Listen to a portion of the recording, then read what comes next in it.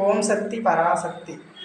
ஓம் சக்தி பராசக்தி. ஓம் சக்தி பராசக்தி.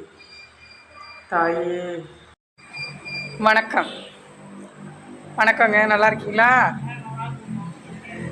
இந்த அம்பாள் கோவிலுக்கு நான் ரொம்ப நாளாக வெளியே இருந்து நான் பார்த்துக்கிட்டே இருக்கேன். இந்த அம்பாளோட வரலாறை பற்றி சொல்லுங்கள். இந்த கிராமத்தில் உள்ள தெய்வங்களோட வரலாறுலாம் நிறைய பேர் தெரிஞ்சுக்கவே மாட்டேங்கிறாங்க. அதை பற்றி தான் தெரிஞ்சுக்கலான்னு நான் நினைக்கிறேன். அதை பற்றி இந்த அம்பாள் ஸ்ரீ செல்வமுத்து மாரியம்மன் சொல்லி நான் வெளியே இருந்து பார்க்கும்போது ஒரு 4-5 கிராமங்கள் சேர்ந்து நடத்தக்கூடிய கோவில் திருவிழாவாக இருக்குது. இதை பற்றி எங்களுக்கு கொஞ்சம் விரிவாக சொல்லுங்கள். கோயில் தஞ்சாவூருக்கும் கும்பகோணம் ரோட்டில் அமைஞ்சிருக்கு. இது செல்வமுத்து மகாமாரி அம்மன் கும்பகோணம் ரோட்டில் அமைஞ்சிருக்குது. இது செல்வமுத்து மகாமாரி அம்மன் ஆலயம். இங்கே உற்சவம்னு பார்த்தீங்கன்னா சித்திரை கடைசி ஞாயிற்றுக்கிழமை அன்னைக்கு காப்பு கட்டுவாங்க. பதகாப்பு. 2வது காப்பு வைகாசி ஞாயிற்றுக்கிழமை அன்னைக்கு. வைகாசி ஞாயிற்றுக்கிழமை 2வது காப்பு. 3வது காப்பு 2வது ஞாயிற்றுக்கிழமை வைகாசி. 2வது காப்பு கட்டுறதுலேருந்து அம்பாள் வெளில புறப்பாடு ஆவா. சுற்றி வீதி உள்ள வருவா. 7 நாள் 9 நாள் ஆகும் திருவிழா. எந்தெந்த தெருக்களில் செல்லும் இந்த அம்பாளை பற்றி சொல்லுங்கள். எத்தனை தெருவுகளை போகுது, எத்தனை தெருவுக்கு இந்த தெய்வம் சொந்தமானது? இங்கே ஒரு 4-3 தெருவுக்கு எல்லாம் பிரதான வழியாக போயிட்டு சுற்றி எல்லாம் முடிச்சுட்டு வருவாங்க. இந்த சாமி ஆரம்ப காலத்தில் இங்கே கிடையாது. இப்போ ஒரு 24 வருஷமாக தான் 25 வருஷமாக தான் இந்த கோயில் இங்கே இருக்குது. இதுக்கு முன்னாடி கோவில் தேவராயமட்டாருன்னு சொல்லுவாங்க. திருச்செயனூர் என்கின்ற ஊரில் ஒரு அம்பாள் இருக்காங்க. அந்த அம்பாள் கோயிலில் தான் போய் இந்த தெருவுலேருந்து வேண்டுதல் எல்லாத்தையும் பார்த்துக்கிட்டு இருந்தாங்க. அந்த கோயில் தான் ஒரு கிராம தேவதையாக அவங்க பூஜிட்டு நம்ம இந்த தெருவுலேருந்து பூஜித்துக்கிட்டு இருந்தாங்க. பூஜித்துக்கிட்டு இருக்கும்போது ஒரு ஏதோ பிரச்சனைனால இதெல்லாம் அந்த அம்பாள் சூழ்ச்சின்னு சொல்லலாம். அந்த அம்பாள் இங்கே அமர்வதுக்காண்டி இவங்க 2 பேரும் பண்ண சூழ்ச்சின்னு சொல்லலாம். எப்படின்னா இந்த அம்பாள் சின்ன பிள்ளையா இங்கே ஒரு மரம், புதிய மரம் இருக்குது. அந்த மரத்தில் அந்த மரத்துக்கிட்ட இந்த தெருவில் உள்ள பிள்ளைங்களாம் விளையாண்டுக்கிட்டு இருக்கும்போது இந்த அம்பாள் நல்லா திகுன்னு ஒரு அப்படிங்கும்போது இந்த ஊர்லேருந்து அந்த ஊருக்கு பால்குடம் எடுத்துகிட்டு போகிறது இவ என்ன நினச்சான்னு தெரியல. இந்த அம்பா அங்கே போகும்போது அந்த சில பல பிரச்சனைகளால் அந்த கோயிலுக்கு திருப்பி நம்மளால் போக முடியாமல் போயிடுச்சு.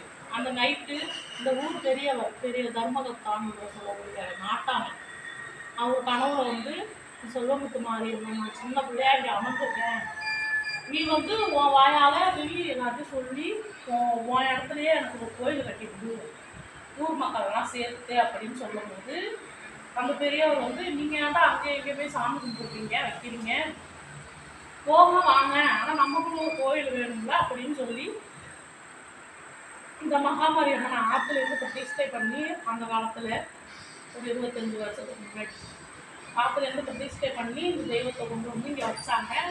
அதுலேருந்து 9 நாள் திருவிழா. 9ஆம் நாள் இந்த திருவிழா கொல்பராமட்ட மகாமாரி அம்மன் திருவிழா இருக்கோ அதே மாதிரி தான் 7 நாள் நடக்குது. அங்கே நடைபெற மாதிரி தான் இங்கே நடைபெறும். இவங்களோட கொல்பராமட்ட மாரியம்மனுடைய தங்கையாக இவங்களை பாதிச்சு நாங்கள் நடத்திக்கிட்டு இருக்கோம். இவங்க திருவிழாவில் 7 நாள் 7 அவதாரம் எடுப்பாங்க.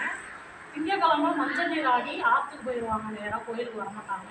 டெய்லி கோயிலுக்கு வருவாங்க. அன்றைக்கி மட்டும் திருவிழா அன்னைக்கு கிடா வெட்டி வெளியில் போகிறவங்க தான். மறுநாள் கோயிலுக்கு வர மாட்டாங்க. திங்கக்கிழமை ஃபுல்லாக போய் அங்கே இப்போ ஆற்றுல கொண்டு போய் வச்சு 9ஆம் நாள் அங்கே தீர்த்தவாரி பண்ணுவாங்க. மாரியம்மனுக்கு தீர்த்தவாரி பண்ணுவாங்க.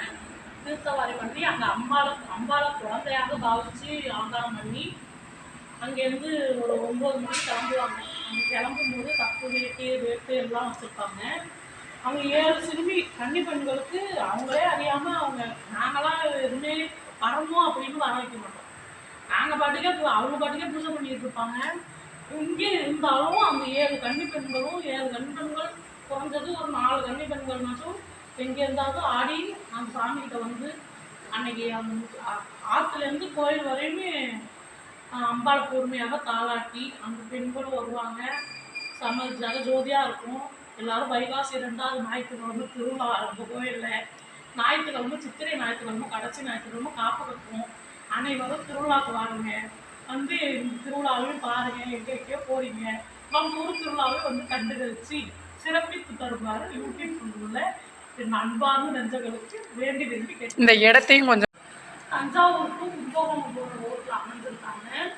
நெடுந்தரு என்னும் கிராமத்தில் வீட்டிருக்கிறார் செல்வமுத்து மகாமாரியம்மன் வீட்டிலிருந்து அருள்பாலித்து பக்தர்களுக்கு அன்னைக்கு திருவிழா அன்னைக்கு வந்ததோ அவள் என்னென்ன அற்புதம் செஞ்சா, எத்தனை பேருக்கு அவள் வந்து நல்லது செஞ்சிருக்கா அப்படிங்கிறது தெரியும். எந்த சாமியாக இருந்தாலும் திருவிழா அன்னைக்கு போய் பார்க்கும்போது தான் அவள் இவ்வளோ பேருக்கு இவ்வளவு செஞ்சுருக்காளா, இவ்வளோ செய்ய வேண்டியதானே இந்த வேண்டுதல் நடக்குது அப்படிங்கிறது.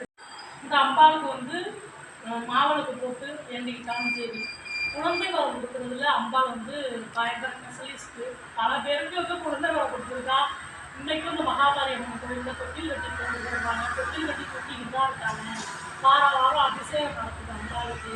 டெய்லி அபிஷேகம் நடக்குது. வாரம் சிறப்பான அபிஷேகம் ஞாயிற்றுக்கிழமையில நடக்கும். அனைத்து மக்களும் வந்து திறந்து வருவாங்க. கோயிலில் வந்து நீங்கள் வந்து திருவிழா அப்போ வந்து பாருங்கள் எப்படி இருக்குன்ட்டு வந்து அம்பாவோட அருளை பார்த்து எல்லாரும் தெரிஞ்சு